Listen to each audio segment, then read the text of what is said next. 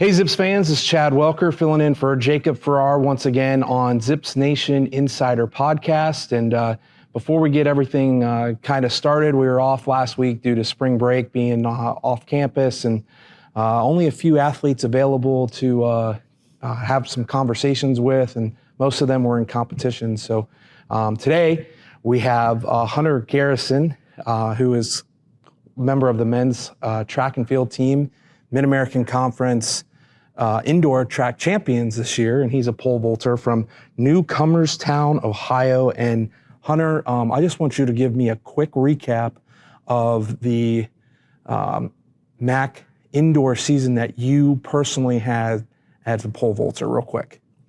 So this season, I started off great at the, we actually had our own pole vault competition at the Akron Pole Vault Convention. I think we called it the East Coast Convention. I started out winning the elite competition there with a jump of 18 feet. Throughout the season, visited a few different places, went to Virginia Tech a couple times. Well, that was mainly the big travel was Virginia Tech. We went there twice, and I ended up jumping about 18:10 there both times, which that ended up being my indoor season best and indoor PR with a jump of 576, my second time going there. And then won my 5th indoor title at the MAC Championships this indoor season, thanks to COVID. I got a 5th year. We don't say that very often, of course. Yeah. But then I finished out my season at the Indoor National Championships, got 3rd place, which I'm very happy about. Okay, all right. Well, we'll get into a lot of the how you got started and everything else like that. But spring break, what did you get yourself into while everybody else on campus was kind of not here? What were you up to? So the first weekend of spring break, well, the start of spring break, I went down to High Point to compete at competition. Did a good outdoor start there. Should be a mark that should make me into the regional meet. And then I stayed in Akron throughout the week, trained, and then ended up going to Texas Relays at the end of the week. Okay. And again, another solid mark, but nothing remarkable, I guess. So over your time here, 5 years in the making, you really have not had a traditional college spring break. Is that what I'm hearing from you? No, I've never had a traditional spring break. Okay. Usually it's year training. Okay, all right. Yeah. But was there ever a dream to go somewhere? And where would you want to go had you gotten that opportunity to do the college spring break thing? I'd definitely go somewhere south. Okay. Somewhere to get warm. Okay. I'm not a giant beach guy. Okay. So, I mean, if I could finagle it, I'd maybe go to like Phoenix, Arizona. Okay. Really hot and dry there, but I enjoy mountain biking. Okay. And mountain biking's a pretty decently big thing in Arizona. Okay. So I would have probably went there for my spring break. All right. Well, let's kind of get your background to Akron now that you've talked about being here for 5 years. Share a little bit about the upbringing you had in Newcomerstown, Ohio, and how did you first get into pole vaulting? So yeah, I grew up in a small town, Newcomerstown, Ohio.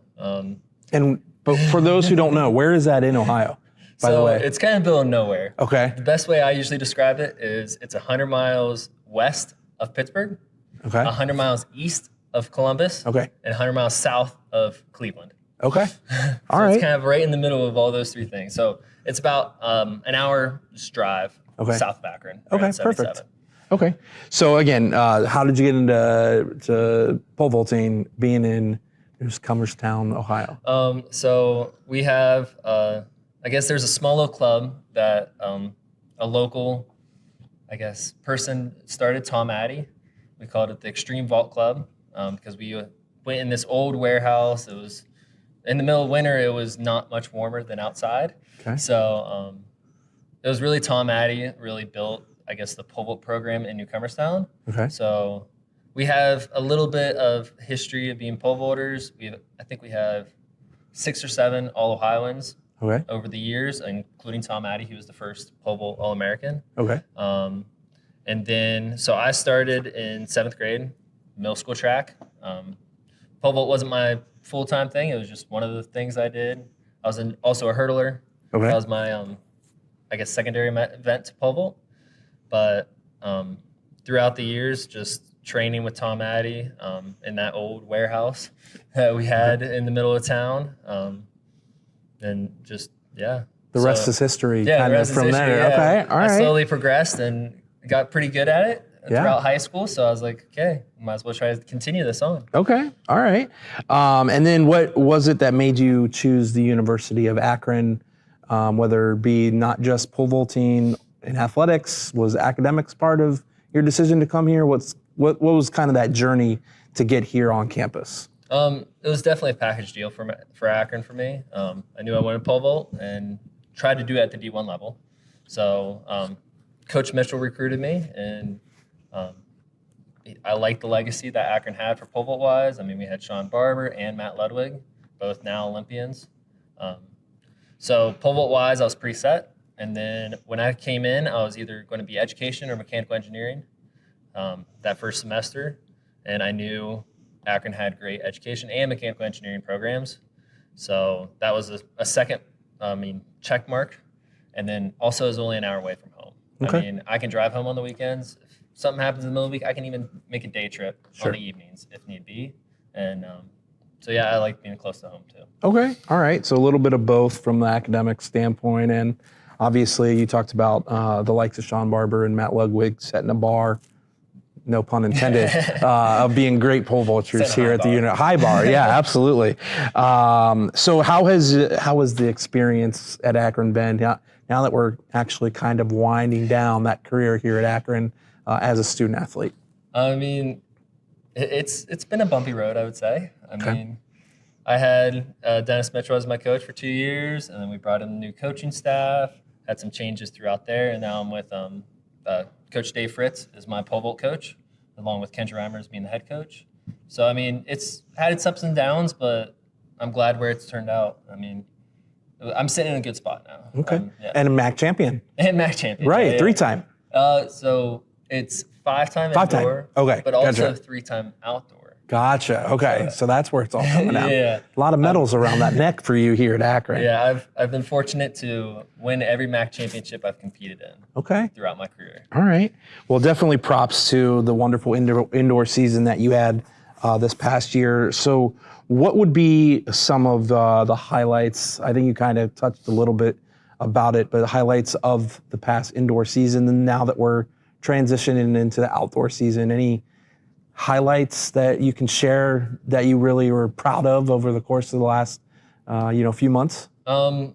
Really, I really enjoyed the MAC Conference Championship. It wasn't necessarily a highlight for me. I was glad I could do my job, win again.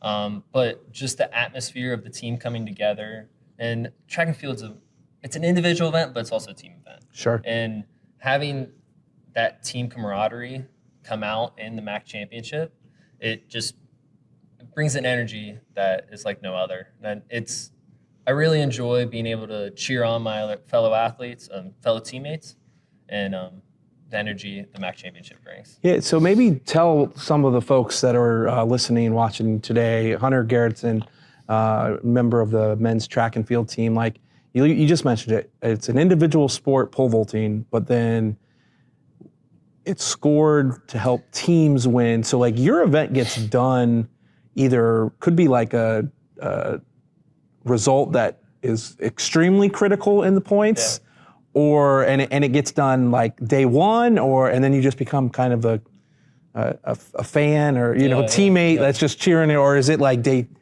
two? Like kind of just go through like, again, people who might not know what a track meet's like.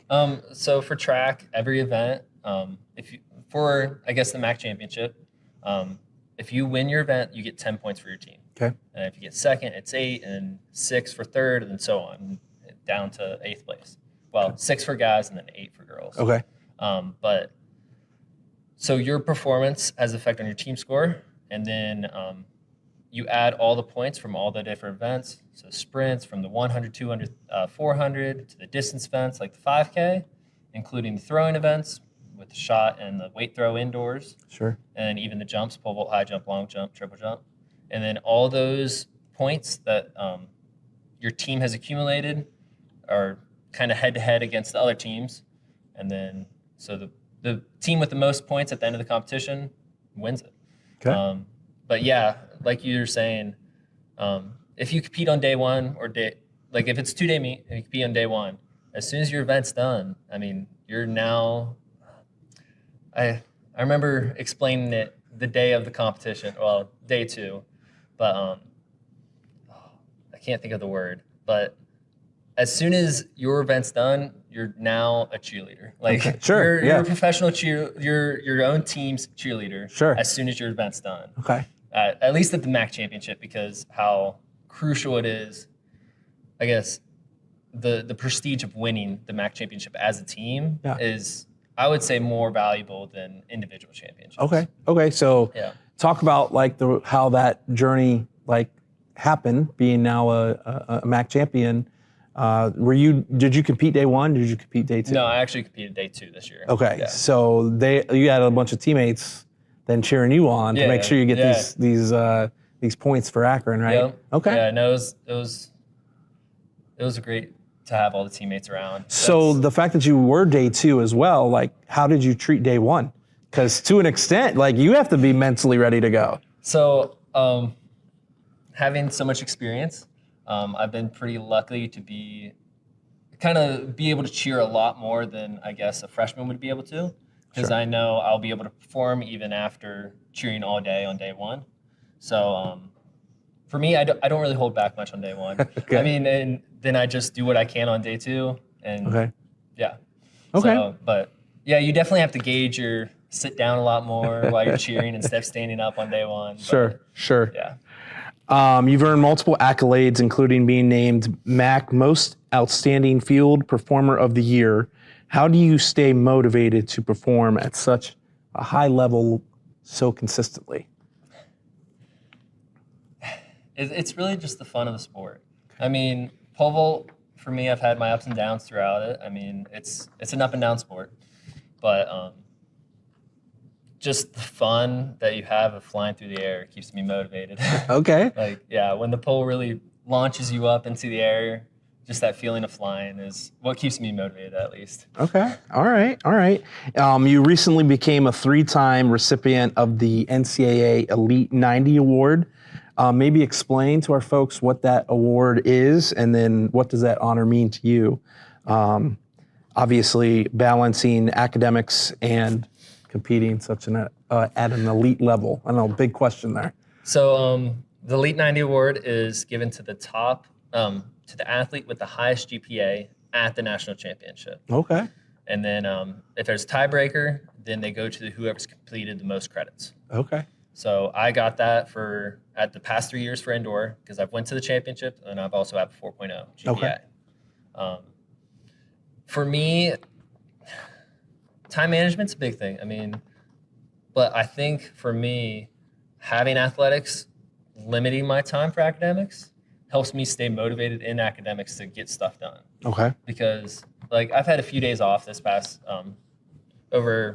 since NCAA championship, and I find myself being almost less productive with less stuff to do. Okay. Because I'm not practicing as long of hours, but just having to time manage, and I guess with not much time to go around, I keep motivated to do my academic work and stuff. Okay. We're going to go ahead and jump ahead now and look towards the rest of outdoor.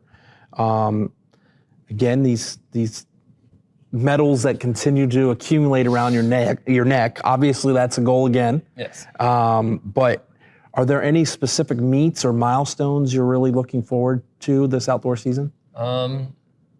Really just NCAA championships. Okay. That's obviously the one medal that you're missing, right? Yep, that's the one medal. The one medal. Okay, so maybe take us through what it's going to take for you to get that medal this year.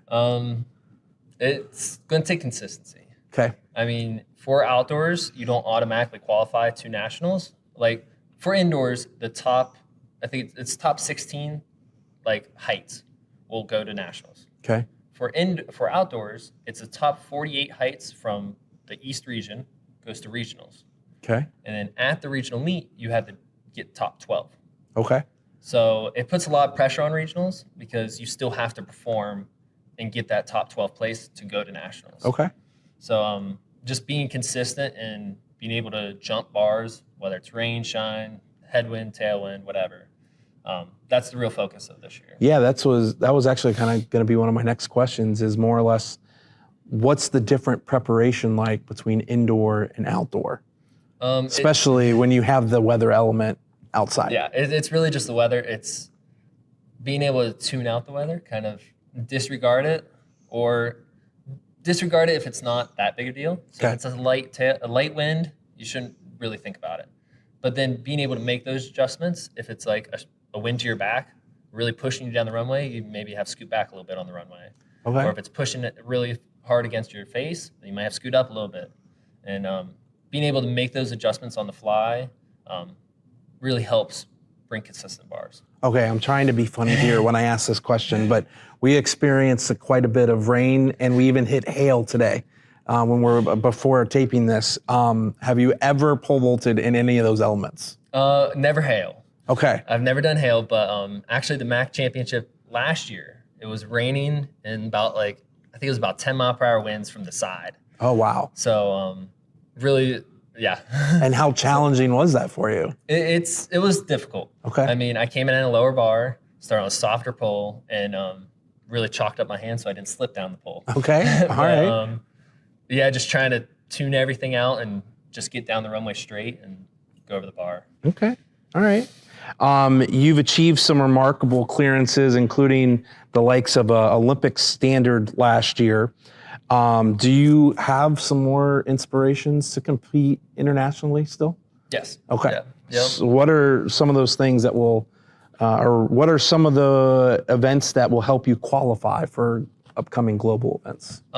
So the outdoor USATF National Championship, so that's where all the pros compete. That is at the end of July, early August. Okay. It's like that weekend between July and August, or with both of them. And so competing there, if you get top 3 in the event, then you get to go to the World Championships, which is I think it's in September in Tokyo, Japan, this year. So it's really that meet at the end of July that determines if you go on to international competitions. So you've hit you said 18 a couple times. You said 18:10. Yeah. So what is that number that now we have to start creeping up to, not only for Olympic standards or qualifying for Worlds or anything, but even for NCAA outdoor championships? I guess I should have asked this earlier too. To get that medal around that neck, what's kind of the mark that you got to hit? I think it'll be about that 18:10. Okay. But you have to do it the day of the meet. Okay. So that's the big thing about pole vault. It's, yeah, you could have a 19-foot PR, an 18-foot PR, but it's what you do on that day that determines whether you place first. Okay. So for the USA Championships and going on to the Worlds, usually it's about 19.4. You have to jump about 19.4 on that day, or 19.2 to 19.4 area on that day to make it on. Okay. And right now your PR is? About 19.1-ish. Okay. All right. So you're right there. I'm within reason. But then now the consistency element now makes sense. Yes. I gotcha. Okay. All right. As a redshirt senior and leader on the team, how do you mentor younger athletes or help foster a strong team culture, especially in an individualized sport? So I would guess I'm mainly a team leader of just the pole vaulters, because since every event trains slightly different, we sometimes train at different times. I'm mainly the pole vault event leader, at least for the guys. Okay. So we have 3 freshmen that came in this year, and I just try to keep them working hard, trying to keep positivity up, because sometimes pole vault's a very frustrating event. Sure. So it's just looking forward and being okay with some static points, because big jumps in progress will come. Okay. And do you have like a coaching element to that? You have Coach David already, but like from the freshman standpoint, do they look to you and from coaching standards or pointers? Because at the end of the day, you'll be leaving your legacy that then obviously the freshmen kind of have to pick up and get those points that we talked about even in the team meets. Yep. I try to give them some pointers. I mean, David Fritz knows a lot about the pole vault. Okay. He hasn't pole vaulted in that many years, so he might have lost a little bit of the feeling of it. Okay. But so that's mainly where I try to help out with the freshmen, or trying to explain what I feel during the jump and how to get the correct feeling, I guess, mainly when it's like swinging up through. Okay. To get upside down. Okay. What lessons from your own experiences would you pass on to those freshmen who are starting their careers in track and field right now? Stay on top of schoolwork. Don't get behind on that. Okay, all right. That's a big thing. And getting your sleep. Okay. I know in Spicer it's hard to walk all the way to Rob's too. Sure. It sucks to walk all the way there, but eating is also important. All right. I mean, just being consistent outside the track. Okay. Consistent sleep schedules, consistent eating, so that once you're on the track, it's more consistent. I guess your life is more consistent. Gotcha. So. Gotcha. We've talked about the rich success of Akron track and field, and especially with pole vaulting, but they've produced multiple Olympians. How do you see yourself contributing to that legacy beyond your own performances? It'd be really trying to go to the Olympics in 2028. Okay. I would like to be, I think it would be the 6th national champion. So I got to win. If I win outdoor, I'll be the 6th national championship for the University of Akron, the 3rd pole vaulter. So I'd really like to leave my legacy there for national champion, and then also go to the Olympics in 28. I know that's a couple years down the road, Sure. but it's in LA. Yeah. And I mean, it's a goal. Matt Ludwig was an Olympian, a late call up. I remember that, but I remember being up and watching him compete in the last Summer Olympics. That was pretty cool to see an Akron guy over there. So, and then he's obviously one of your competitors. When it comes to that as well. So that's got to be an issue. How was the relationship you have with the likes of Matt Ludwig? So for like Matt, when I came in as a freshman, 2020, fall of 2020, 2021, he was actually assistant coach. Okay. So he was a volunteer assistant coach. So he was helping coach, but also training a little bit with us. Sure. So just kind of seeing that personable side of him, I don't see him, I guess, as a competitor, as in like, I got to beat you. Right. But like, I see him more as a friend that I get to jump with. Sure. Meets. Okay. So, and then slowly I met more and more, I guess, professional athletes, and I'm learning to just see them as just humans. I mean, they're just another person that's jumping with you. Okay. And I find that pole vault's a little bit different, or it might have like a different feel, because we all want everyone else to do okay.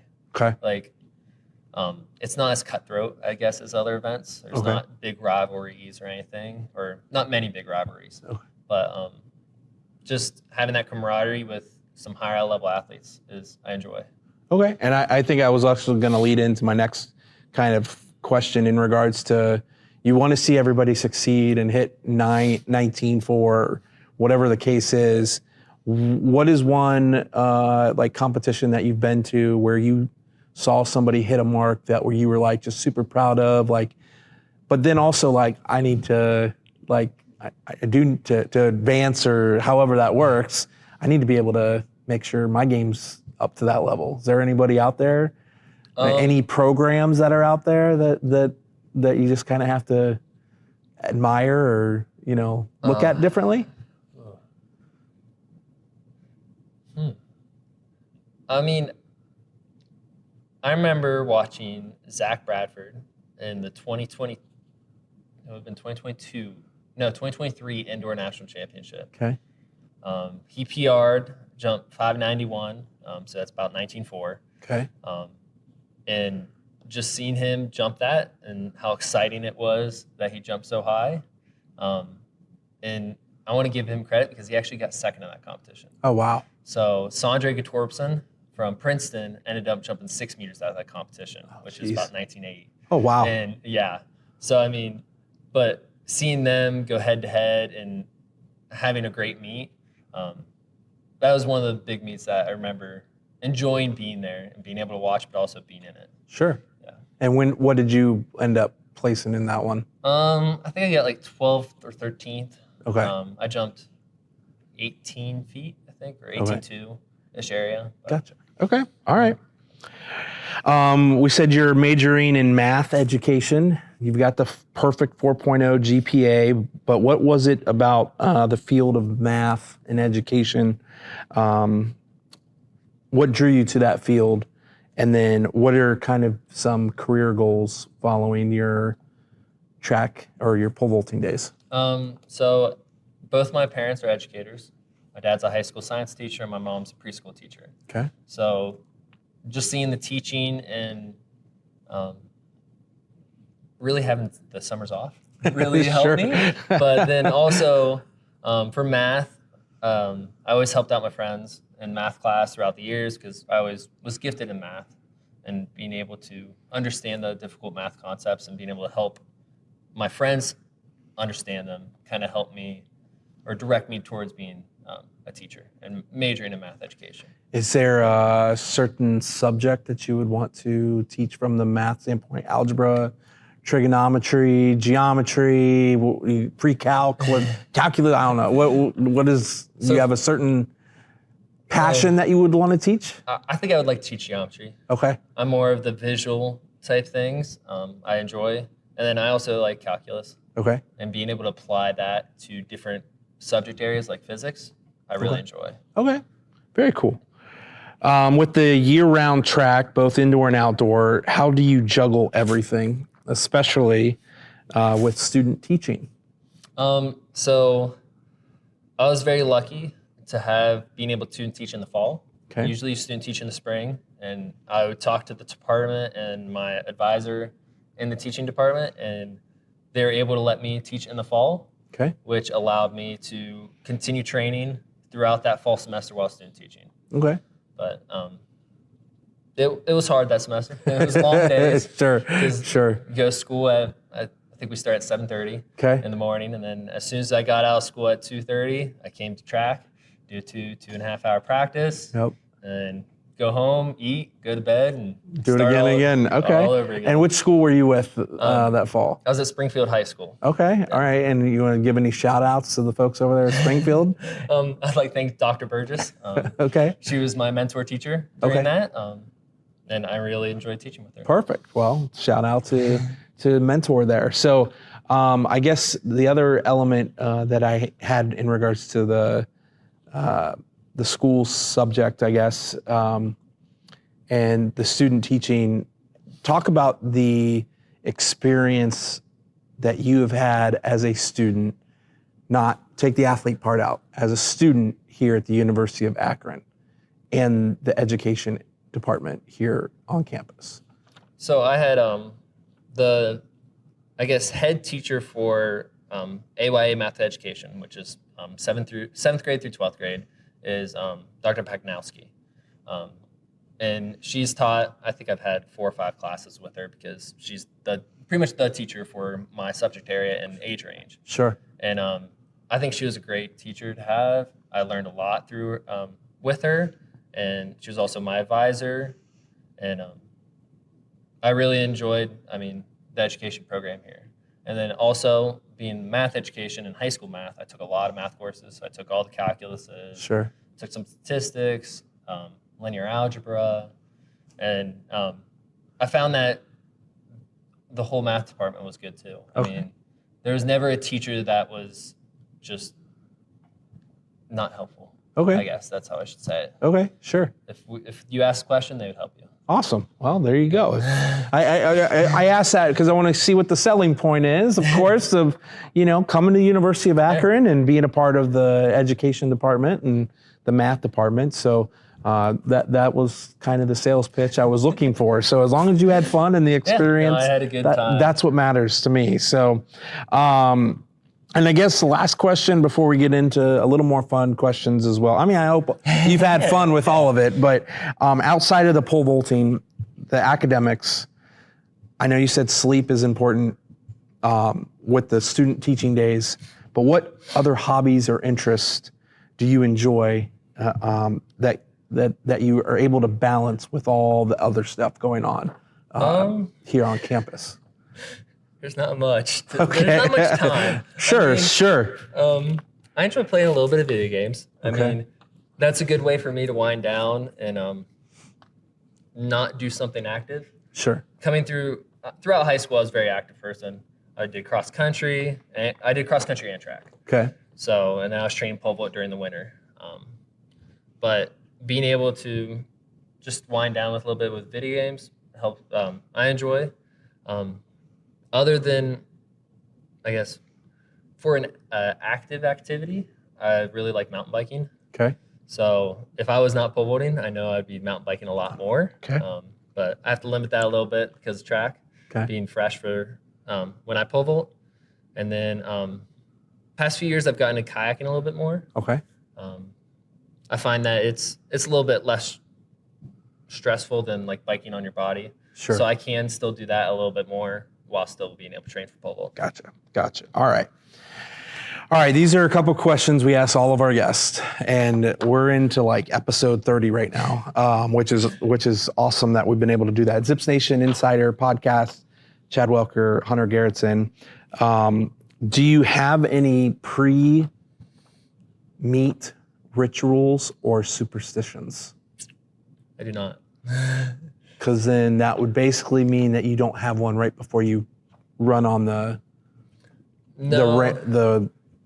runway either. Not really. Okay. No. I mean, I have like my routine, how I pick up the pole every time, but it's not that complicated. Okay. So I just do a step back and run. I used to be particular about what socks I wore, I guess. Okay. That would be a superstitious. Yeah. So last year, I had this one pair of compression blue socks that I wore for every single meet. Okay. And they got a hole in the toe. I was just getting ready to ask, was there a hole that ruined those socks? It was. Yeah, it got a hole in the toe. So, but this year I've worn all different types of socks. Okay. Compression, not compression. So really this year, no, I don't have anything. Okay. How about since we don't get an opportunity to talk to a lot of the track folks, are there any teammates that have any type of pre-meet ritual that is just intriguing to you? Interesting. And if you don't have one, that's okay too. I'm just curious. I can't think of any specific ones. Okay. I mean, there's a few that drink energy drinks throughout the meet, but okay. All right. That's about it. Fair enough. Okay. I'm not a big energy drink fan, so okay. That's why. Gotcha. But other than that, like there's some people that I know like every time they pole vault, they'll drink an energy drink like a half hour before. Okay. But that's about it. All right. Fair enough. All right. We're going to Newcomerstown, Ohio.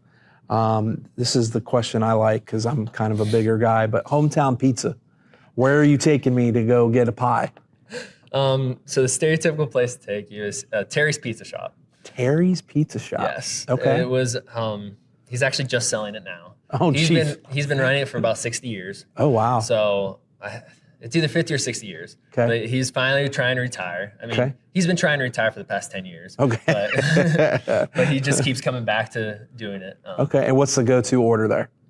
I just like getting normal pizza. Normal pizza. Yeah, So what's on your toppings?